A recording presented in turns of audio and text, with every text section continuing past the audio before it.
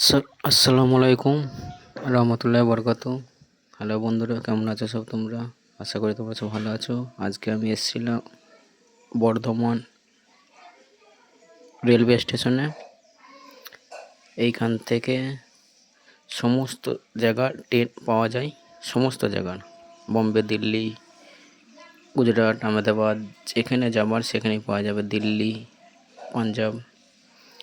তো এখানে রাত্রির সময় এসেছিলাম, 6টা 6:30 বাজছে তখন। তো যদি ভিডিওটা আপনাদের ভালো লাগে, অন্যজনকে দেখার সুযোগ করে দেবে, আর লাইক, কমেন্ট, শেয়ার, সাবস্ক্রাইবার অবশ্যই করবেন।